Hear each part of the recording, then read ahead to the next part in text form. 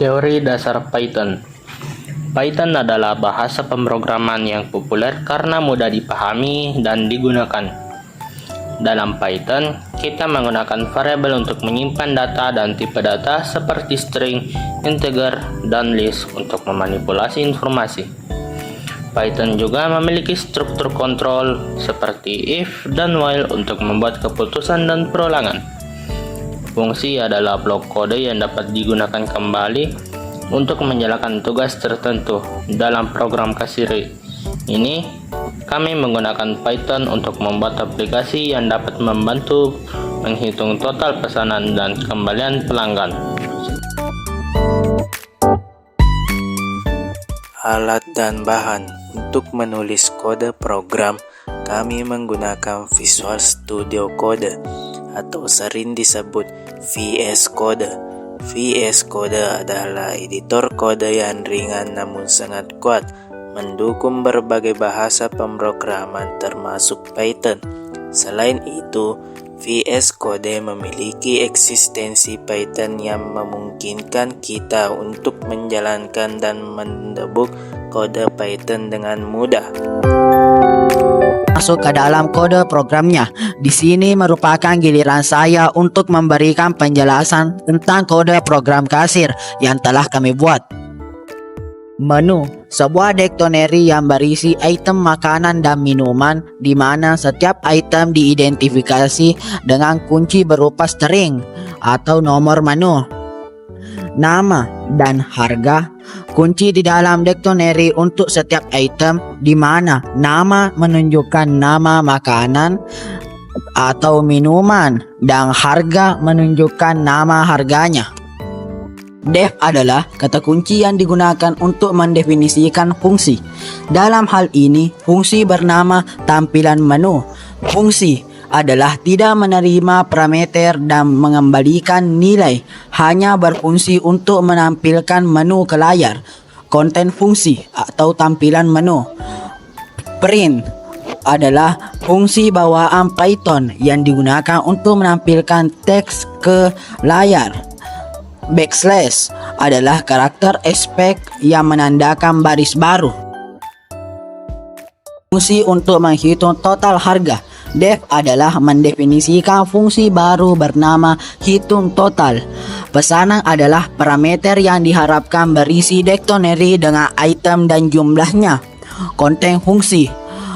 Total adalah variabel lokal yang digunakan untuk menyimpan jumlah total harga. For adalah sebuah pernyataan yang digunakan untuk melakukan iterasi atau pengulangan melalui elemen-elemen dalam sebuah koleksi. Dalam hal ini, pesanan items mengembalikan pesanan kunci nilai dari dictionary pesanan. Menangani pesanan. Try adalah digunakan untuk menangkap kesalahan yang mungkin terjadi dalam blok kode. Integer adalah mengonversi input pengguna menjadi tipe data integer. If adalah memeriksa apakah jumlah yang dimasukkan pengguna valid, harus lebih besar dari 0. Continue adalah menghentikan iterasi saat ini dan melanjutkan ke iterasi berikutnya. Menambahkan pesanan. If adalah memeriksa jika item sudah ada dalam pesanan. Jika ya, jumlahnya ditambahkan. Else jika item belum ada, item baru ditambahkan ke dictionary pesanan. Menampilkan total pesanan. If adalah memeriksa jika ada pesanan yang dibuat. Melakukan iterasi untuk setiap item dalam pesanan untuk menampilkan rincian. Pesanan adalah inisialisasi dictionary kosong untuk menyimpan pesanan pengguna. While adalah digunakan untuk membuat loop tak terbatas hingga kondisi tertentu dipenuhi. Dalam hal ini, pengguna ingin menyelesaikan pemesanan. Konten loop utama. Memanggil fungsi tampilan menu untuk menampilkan menu setiap kali loop berulang. Input adalah fungsi yang meminta pengguna memasukkan data. Di sini Pengguna diminta untuk memilih nomor menu atau mengetik selesai. If adalah pernyataan bersyarat untuk memeriksa jika pengguna mengetik selesai dengan konversi ke huruf kecil. Break adalah memungkinkan keluar dari loop, memeriksa pilihan menu. Elif adalah menyediakan alternatif jika kondisi sebelumnya tidak terpenuhi. Di sini memeriksa apakah pilihan pengguna valid.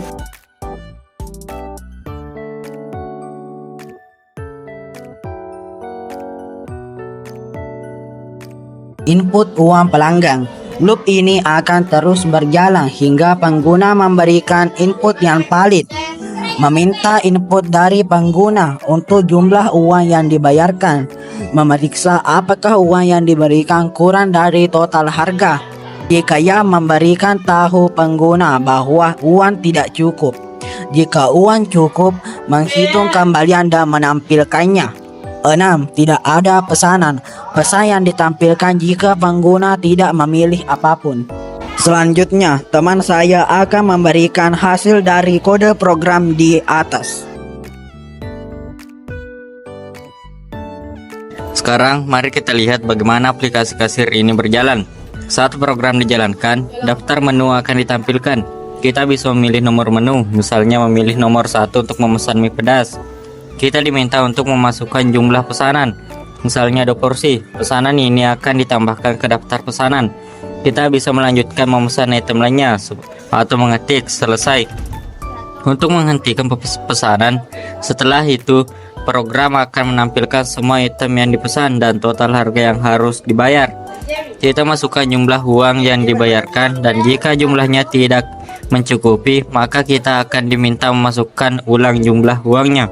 Tetapi jika lebih, maka akan memberikan jumlah kembalian. Sebagai kesimpulan, aplikasi kasir sederhana ini memudahkan proses pemesanan dan perhitungan di toko atau warung kecil. Dengan program ini, pemilik usaha dapat menghitung total harga dengan cepat dan memberikan kembalian yang tepat. Meskipun aplikasi ini masih dasar, kita bisa mengembangkannya lebih lanjut. Misalnya dengan menambahkan fitur seperti diskon, pajak, atau cetak struk. Fitur mempermudah pembuatan aplikasi ini karena sintaksnya yang sederhana dan fleksibel.